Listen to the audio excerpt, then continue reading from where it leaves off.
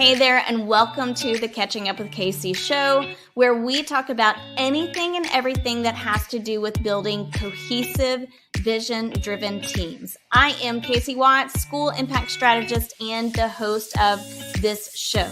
Now, if you are here, then you inevitably are an instructional leader who wants to make change happen, even when change seems impossible. And you can do that if you have cohesive, vision-driven teams that have done clarity work. They know exactly where they're headed and how they're going to get there. These teams have done identity work, and they've built their self and social awareness skills. And they have done collaboration work, and they know how to move beyond faux collaboration to get to true collaboration where change happens and where people get on board. I'm so excited to bring to you conversations that help you to do exactly that. The work that needs to be done to build cohesive, vision-driven teams. Now, with all of that said, let's dive into today's conversation.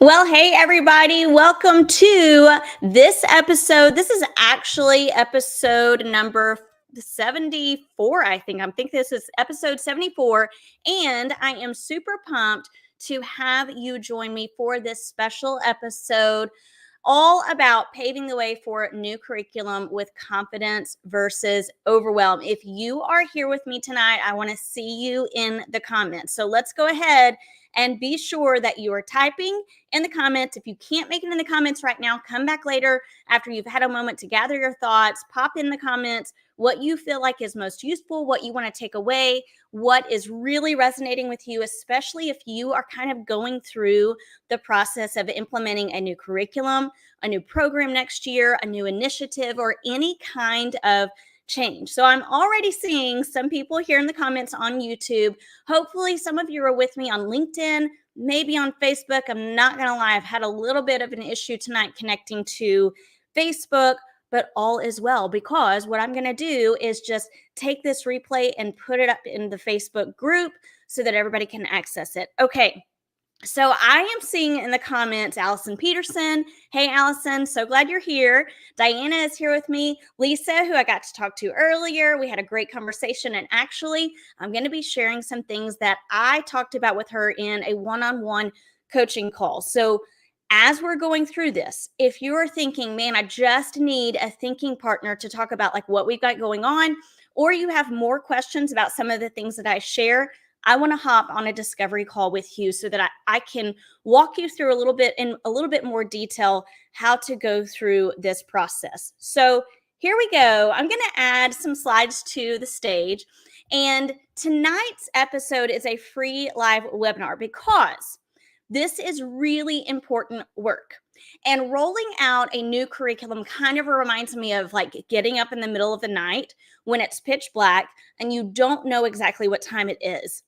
I've had this happen before where I have woken up and it's like, you don't know what day it is. You don't know what time it is. It's feeling kind of weird. Like maybe my alarm was supposed to go off, but actually, oh no, it's only 2:00 in the morning. And I remember vividly one night, this was years and years ago, I was still living at home with my parents. And I got out of my bed and I was walking to what I thought was the kitchen. And the way that our house was set up, so you walk out of my bedroom, you take a left, and as you're walking, there's a hallway that leads to the front door, and then there's the kitchen. And so every night when I would like get up out of bed to go to the bathroom or go to the kitchen for some water, I would walk into the kitchen and I would just feel my way around, keeping my eyes closed because I didn't want to wake up. And I would feel for the entrance of the kitchen. And so I would just kind of catch my hand on the edge and turn into the kitchen walkway area, right? The opening of the kitchen. Well, this particular night where I was just completely thrown off by the time where I was, all of the things, I was following what I thought was the path to the kitchen, and I got to the hallway. And I felt on the edge, like I usually do, to go into the kitchen. And I turned and I ran, bam, straight into the wall. My face just planted into the wall. It woke everybody up in the house. Like my dad came running in thinking somebody was getting into his house or thinking someone had fallen. And of course I was like, no, it's okay. I just ran into the wall. I'm fine. And I was fine, but it woke me up so I couldn't go back to sleep. This is so much what it can feel like when you are trying to roll out something new or implement any kind of change because you're feeling your way around. You think you know where you're going. You may even have a really solid path paved out, but inevitably, you sometimes face plant, and we don't want that to happen. So, my goal tonight is to help you walk away from this conversation and head into next year or maybe the end of this school year, really feeling more like this is a piece of cake versus it being chaos, right? And a circus. So let's talk about what is happening with you right now. So tell me a little bit in the comments, what is the change? Is it, you can just type the number, what is it for your school or campus next year? Is it number one, a new curriculum, two, a new program or initiative, three, is it a new platform, number four, new teams, new roles, new administrators, or number five, way too many things are changing? Go ahead and put in the comments what is happening for you and your campus next year. Okay, I'm seeing one. Lots of people are implementing a new curriculum. That's what's happening at my school as well. We have a new science curriculum being rolled out. Okay, what else? 4, new teams, roles, administrators, which, guys, that's a change. And if you didn't know it, you are in the business of change management. And so that's why tonight's episode is so important, because all of this, regardless of whether you are implementing a new curriculum or not, if you are involved in change, and you are, then you are in change management. And we are going to be talking about all of the things that are going to be helpful in supporting people through these changes. Ooh, some people are saying like 1, 2, 3, and 4. Yeah, lots of changes. Okay, so let's see how tonight is going to be helpful for you. Now, let's talk about the heart of it. If you were to think about which word best describes how teachers are feeling or how you are feeling about this change, be it a new curriculum program, administration, roles, etc. How are people feeling? Is it, and you can put this in the chat too, I want to hear your deep, vulnerable feelings. Are people feeling, and including you, overwhelmed, excited, anxious, frustrated, or hopeful? How are people feeling about these changes? Every time I ask you guys to put something in the chat, I'm just going to take a sip of my tea. There are lots of different emotions that can take place. And some of those that I'm noticing in the comments are both anxious and hopeful. Those two can exist in the same space, right? Overwhelmed, anxious and overwhelmed, all of the above. I'm excited, they are anxious. Yeah, absolutely. And I want to talk about that for a little bit. We can feel, as Shauna said, excited, right? We know what could and should be and what could happen from the changes that we're making, but we can see big picture. And the people who we're trying to lead may feel anxious. Yeah, anxious and overwhelmed, anxious and hopeful, all of the above. Okay, so here's my next question. With all of that in mind, and knowing that people are going to feel these different ways, it's inevitable. Even if it is a solid a rollout, some people are still going to feel overwhelmed. Some people are still going to have frustration. There are still going to be moments of anxiety. Okay for these feelings to exist. However, we would hope for more excited and hopeful feelings versus overwhelmed and frustrated, right? Like, while it's okay to have some of these emotions that seem negative, sometimes and almost always they're necessary in order to make change happen. So we can almost guarantee that we're going to go through like the bell curve of change, where people start off feeling really hopeful, and then we kind of plummet into what we call insight, or as Brene Brown might say, the suck, right? Like we're going to go through that, but we have to go through that. We have to gain the insight in order to feel confident. So let me ask you this question. And I just want you to imagine next year, right? Like imagine that you've rolled out this change, new curriculum, program, etc., and teachers are confident in their role, and you're confident in your role. Imagine that teachers felt valued and empowered every day. And imagine that you and other staff ended each day with a great sense of purpose and fulfillment. What would it take? Let me say that again. Imagine next year teachers feel confident in their role, teachers felt valued and empowered while at work, and everyone ended each day with a great sense of purpose and fulfillment.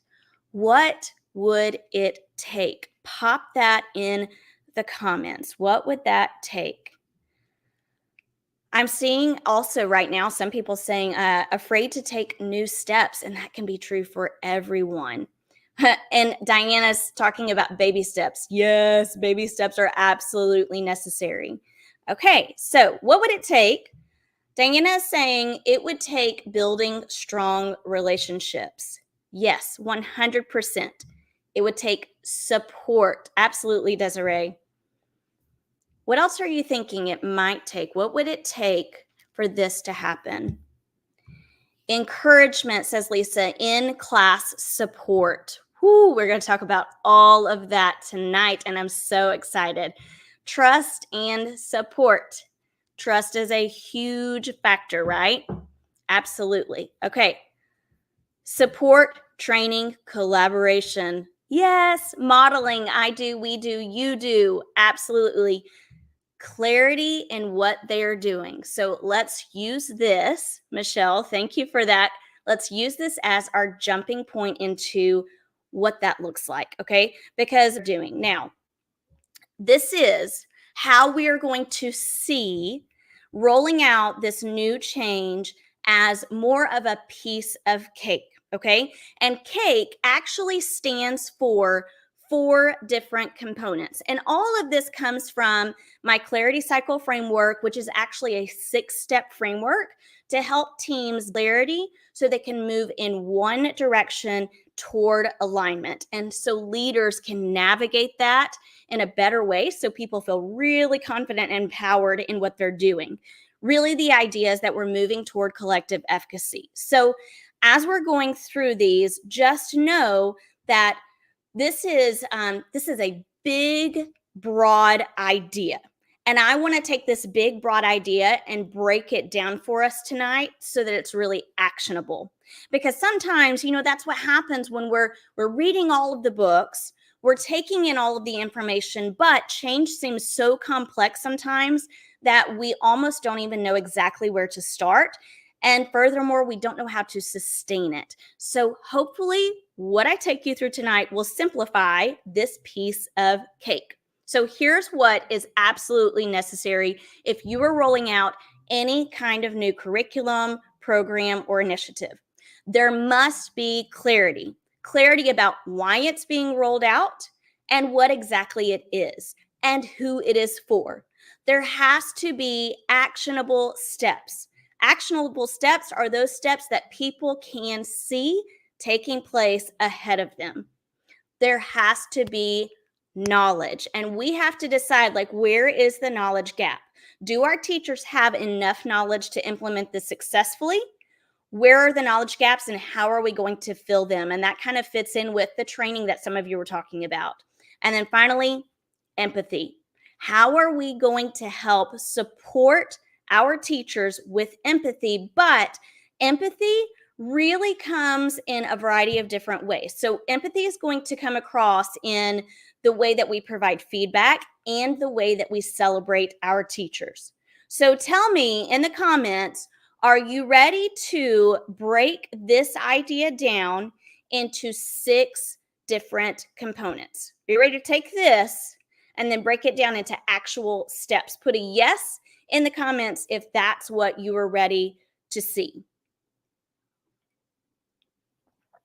All right. Seeing some yes in the comments. So here's what we are going to do. We are going to move into the first 3 action steps. And I'm going to split this up into 2 different parts. Okay. The first part that I'm going to break it into is curriculum action steps. And then the second part that we're going to look at is the coaching action steps. And I want to be sure you know that when I talk about coaching action steps, it's not necessarily coaching action steps for the instructional coach. I'm speaking about anyone who is in a leadership role, keeping in mind that everyone leads someone. So if you are here with us tonight and you are a teacher leader, you can step into that coaching role. If you are an instructional coach, yes, you're going to step into that coaching role. If you're a principal, yes, you're going to step into that coaching role, because every great leader is a coach at heart. So there are 3 curriculum action steps. There are 3 coaching action steps that we are going to dive into.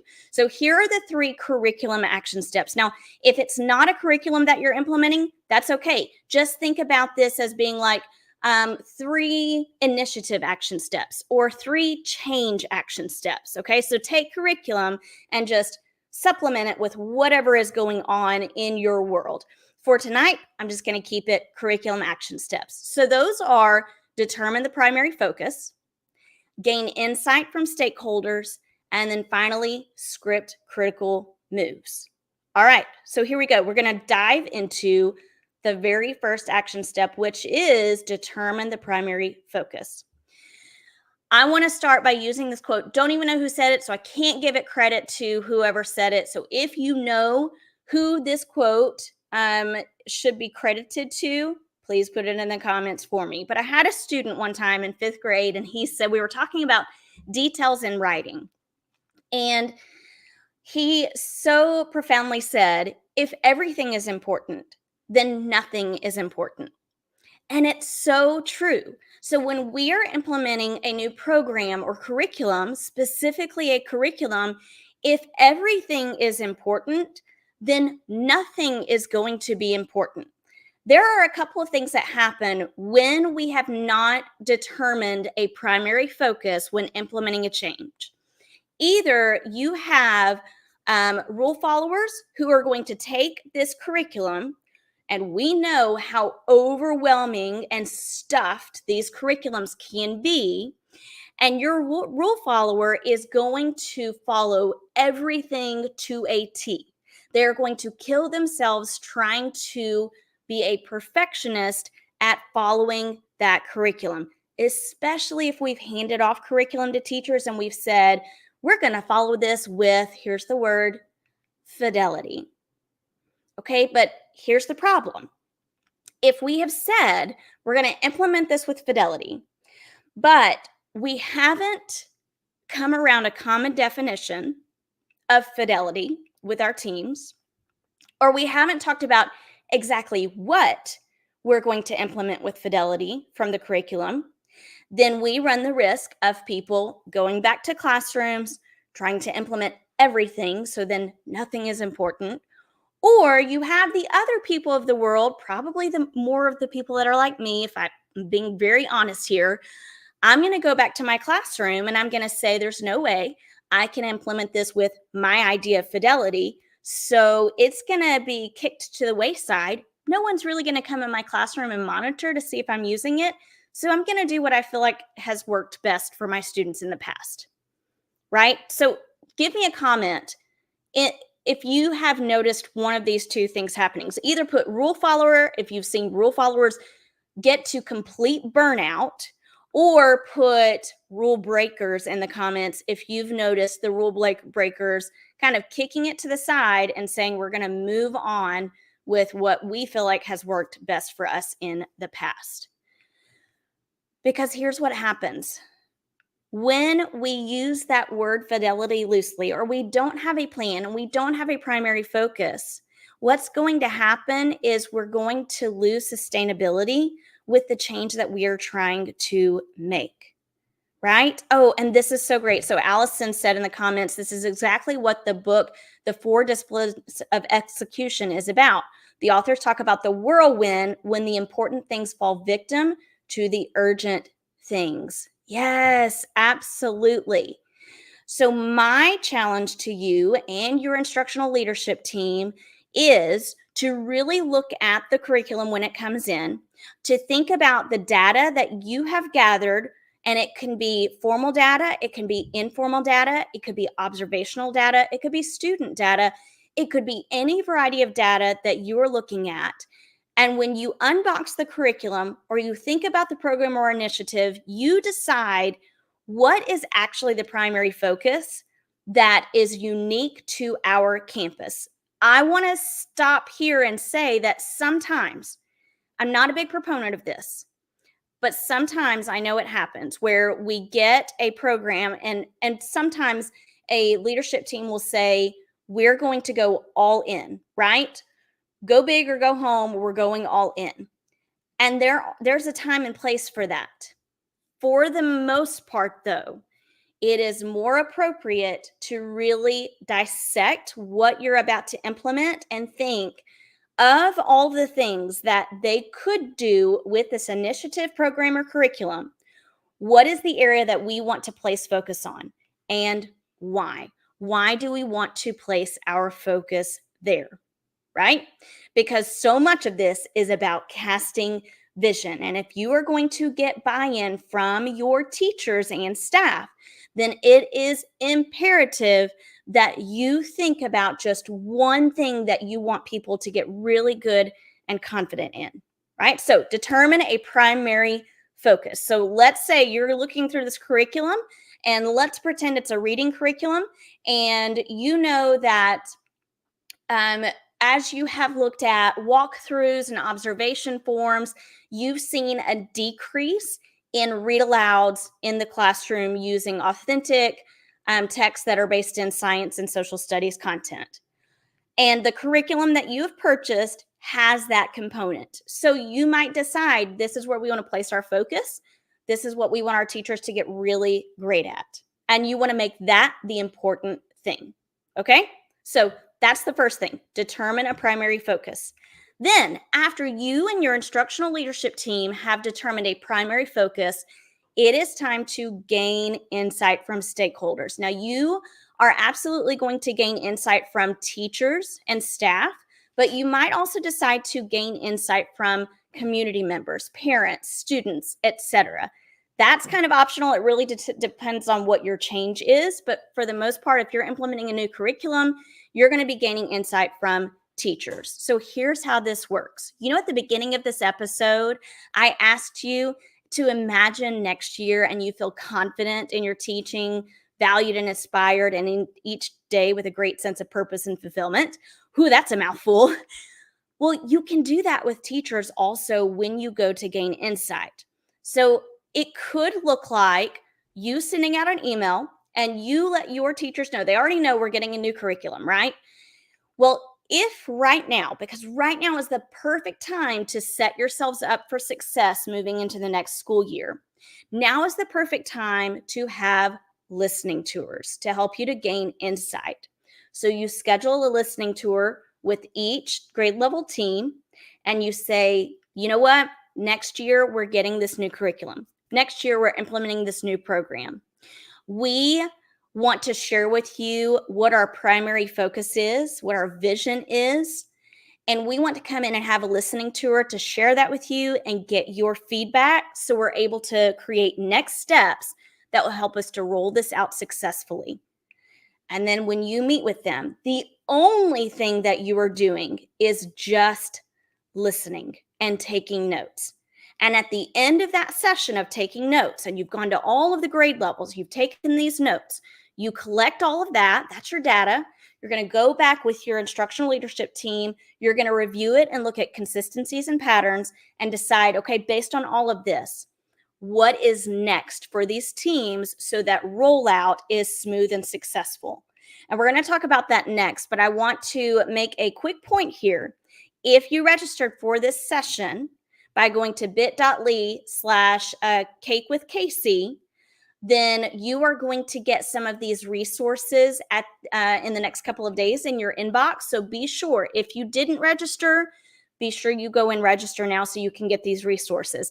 And like I said, so much of this comes from my Clarity Cycle framework included, and you could probably barely see this off to the side right there, but this is a listening tours planning sheet. So that's going to be in your inbox so you can go into these listening tours confidently. Okay, pop in the comments what questions you have or what is resonating with you. What questions do you have? What's resonating with you? So let me tell you what we've talked about so far. Our curriculum action steps are to determine a primary focus.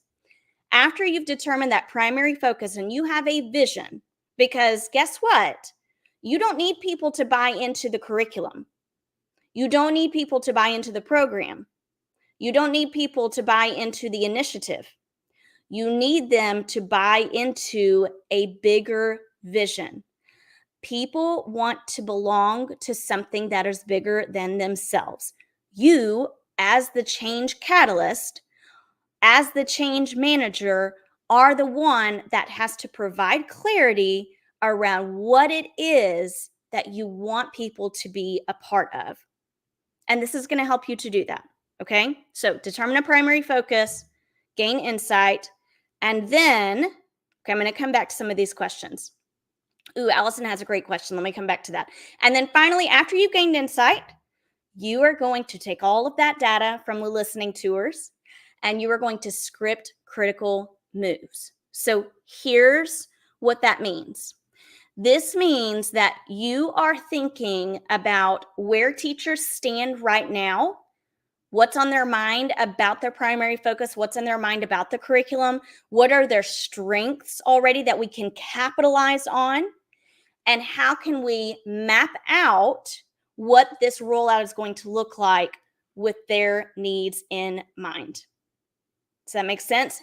And then you are actually going to share this with them. So the page that you see here has 4 different ways that you might script critical moves, or not even 4 different ways that you would script them, but 4 different ways that you can show or craft a visual for scripting the critical moves. I have a whole episode. If you are not a listener on my podcast, be sure that you watch the Catching Up with Casey show, because I have an entire episode about scripting critical moves to give you details about this. But the idea is that you think about the primary focus. What are the goals that we have in mind? How are we going to utilize this curriculum or program to help us reach that overall vision and those goals? And then what are the little steps that we're going to take, the baby steps we're going to take to get there? And that's really going to be super dependent upon the information that you got from teachers during listening tours.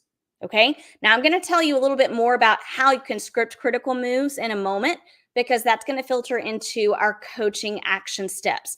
And so the coaching action steps that you hear me talk about tonight can go into a scripting critical moves or a vision casting map. Okay, so let me answer some questions. What if you're implementing more than one thing at a time? It's hard to pick only one focus. Completely understand that. Been there, done that. Probably will have to do it again in the future, and that's just a part of our reality, right?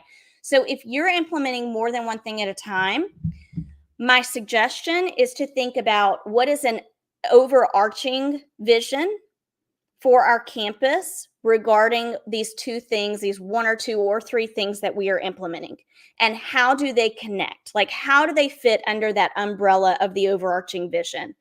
And then you could create a vision casting map for both of those focuses, right? Or you could create a vision casting map where you're showcasing for teachers how you are going to, in tandem, approach these 2 things at one time. Hopefully that kind of makes sense. Should teachers be helping to determine the primary focus? I think that is a wonderful idea. the hard thing is, like everyone knows their teachers, sometimes what I see happen is we try to gravitate toward veteran teachers and we don't include people who have who are better able to support crafting of the primary focus. Does that make sense? I don't know if I'm being clear about that, but what I mean to say is we want to include the right people when you're trying to determine a primary focus. If we include not the right people, then our focus may not be representative of what all teachers need.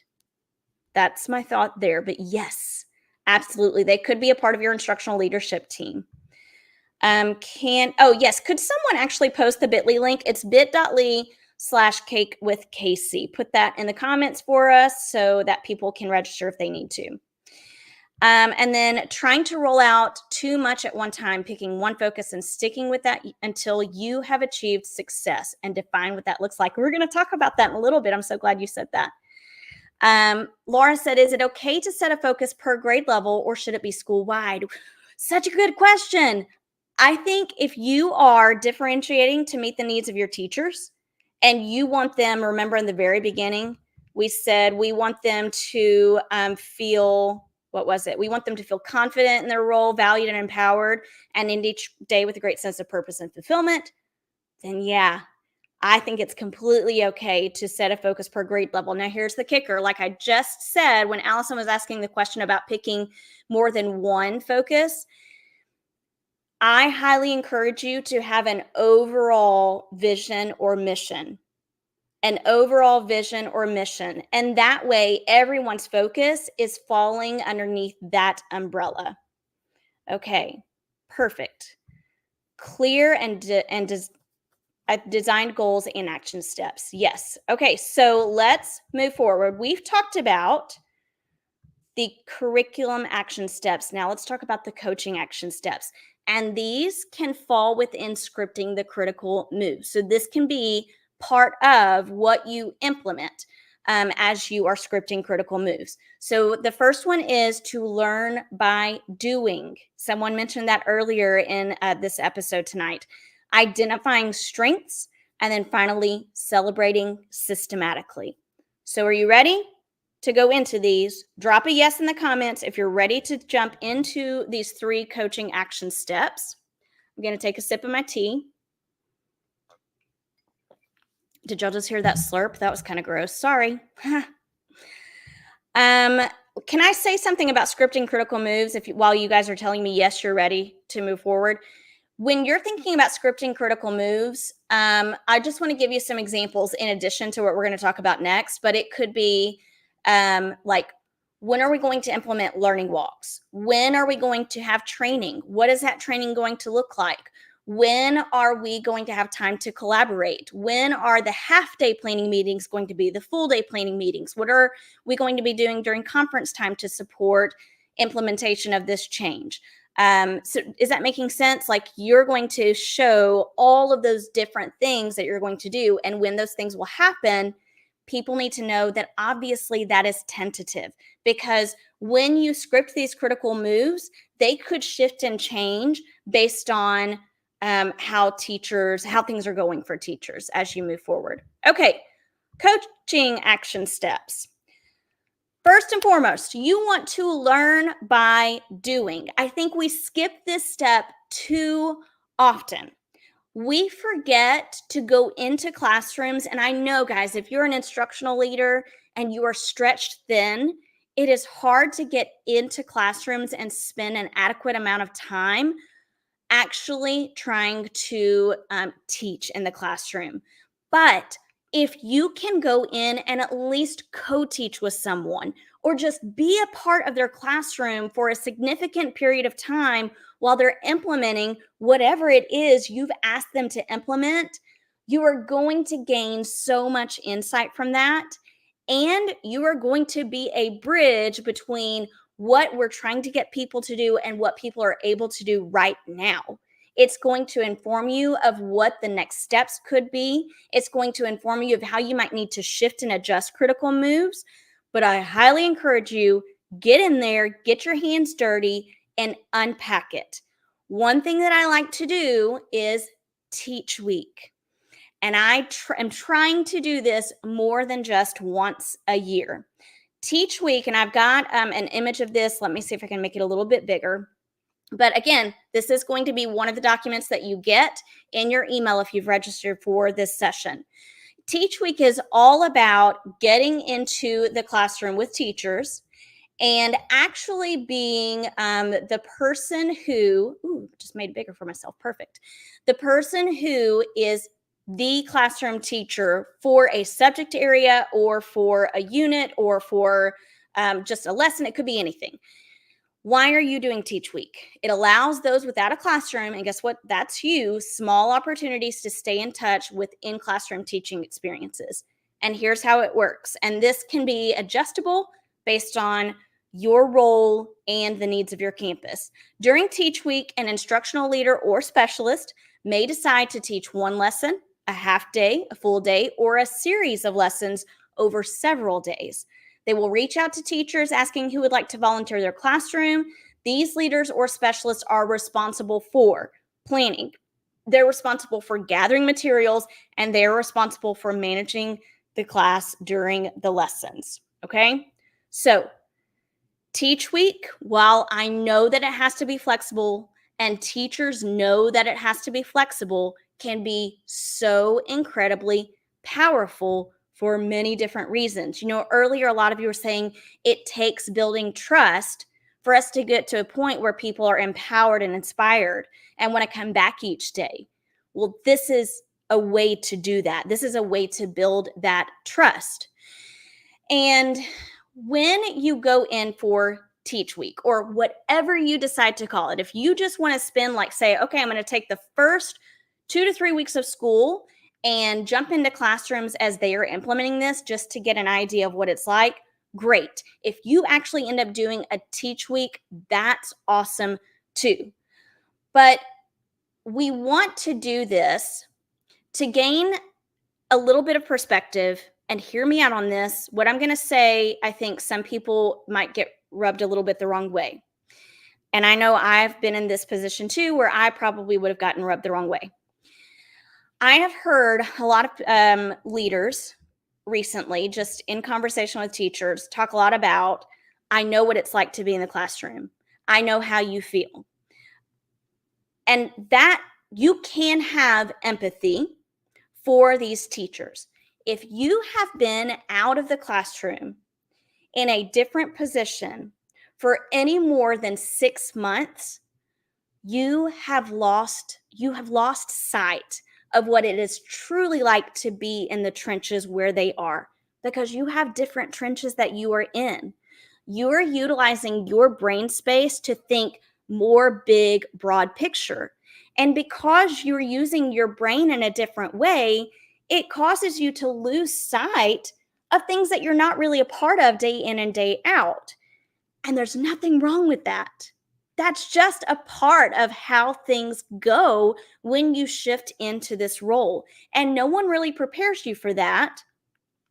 But it is what, I hate to use the phrase, it is what it is, but it's so true. And I saw someone say, it's so different today. It is so different today. The kids are different today. The technology is different today. It will be different 3 weeks from now, right? We're in such a fast-paced, changing world, and teaching is no different, right? It's changing, or should be changing, with the times. And things are changing for you outside of the classroom as an instructional leader, right? Like, just imagine, I know years ago when I was in the classroom, I was one of those people among so many others who just kind of assumed, like, yeah, we stay after school. Yeah, we come early because that's just a part of teaching, right? And we love to do it. So why wouldn't we do that? But now we're getting into a different generation where, no, you don't go to school early. No, you don't stay late because you're not getting paid for that. And there's validity to that, right? So we have to understand that even though we have empathy for teachers, we do lose sight of what it's like. So getting into classrooms and, like, actually digging into it and saying to teachers, hey, I can empathize with you, but I don't know exactly what it's like, and I want to gain insight from you. That's going to help build trust. Okay, so learn by doing in any way that that is possible for you, even if it is just going in to watch and helping and supporting, or you're co-teaching, or you're actually having a teach week.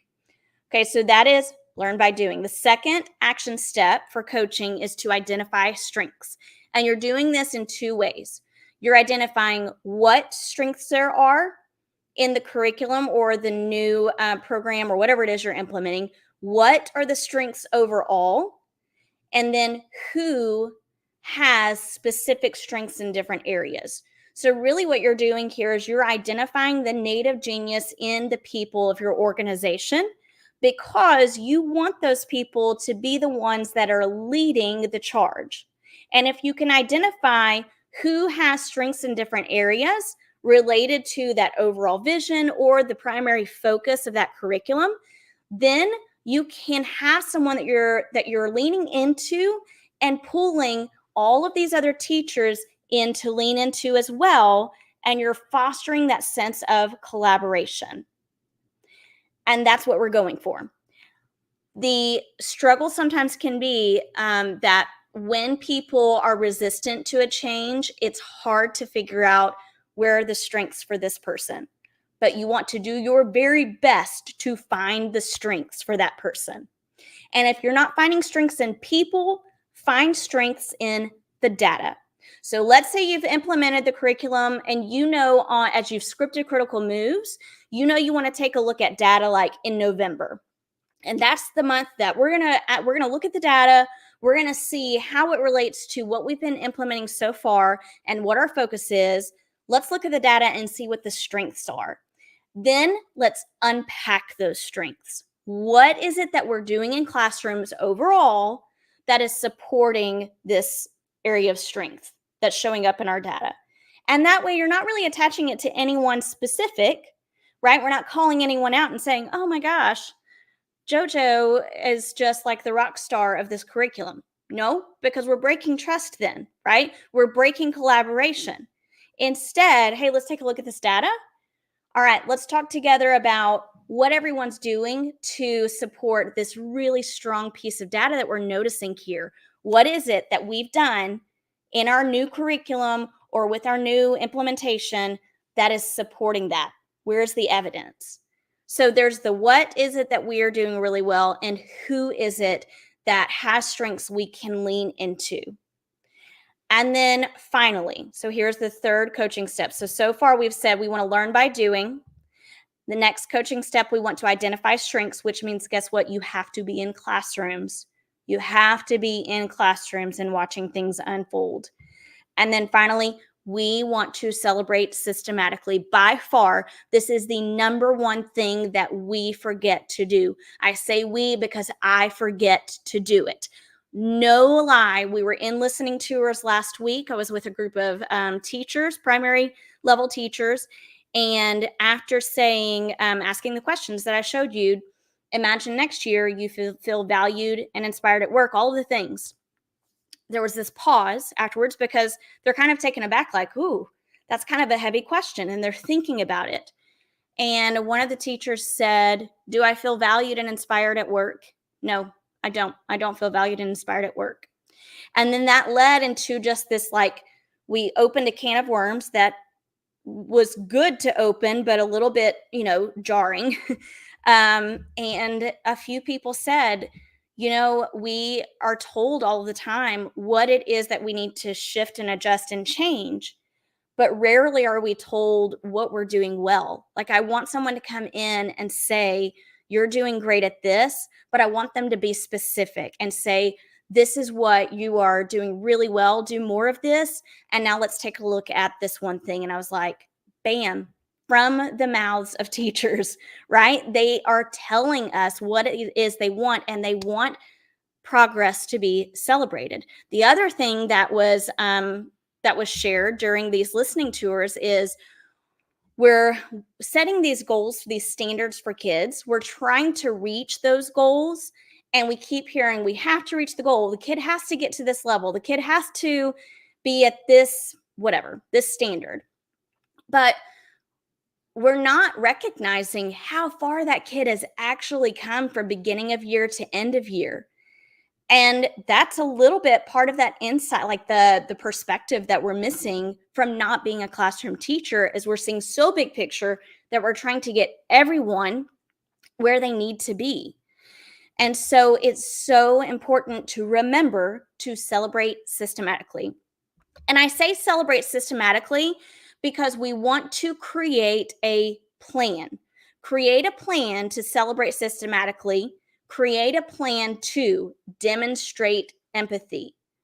How are you going to, as you meet as your leadership team, what ways are you planning to demonstrate empathy to your teachers?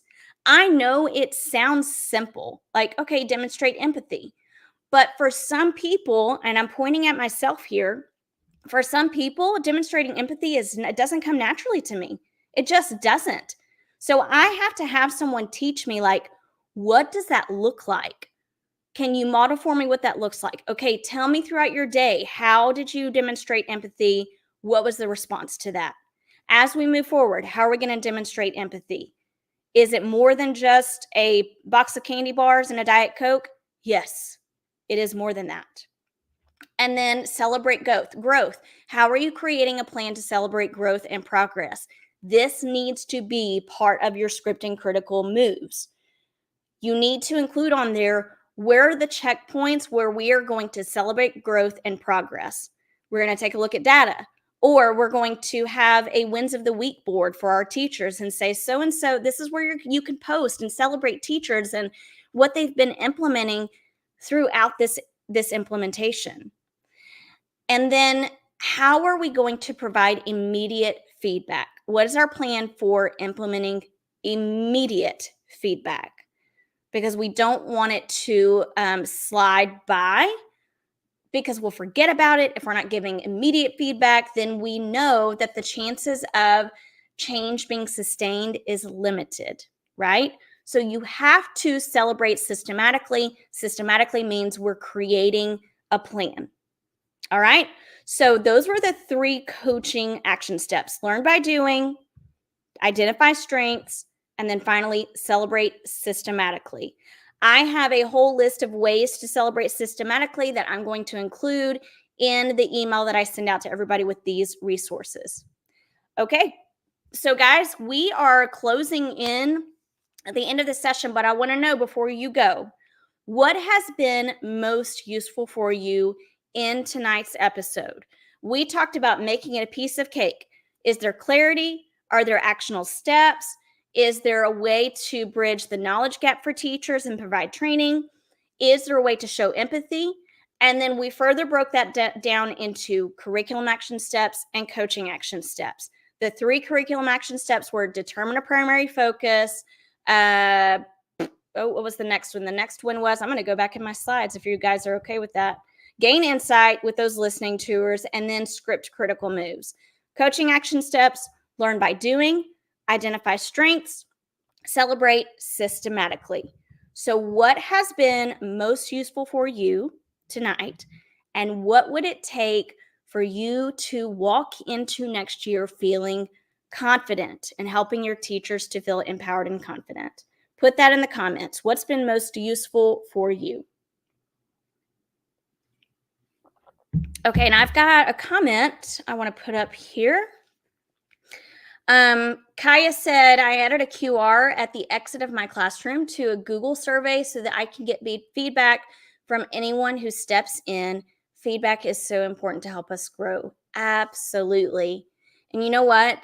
With that said, as instructional leaders, you want continuous feedback from people as well. We're giving feedback. We need feedback, but we have to ask for it. Okay.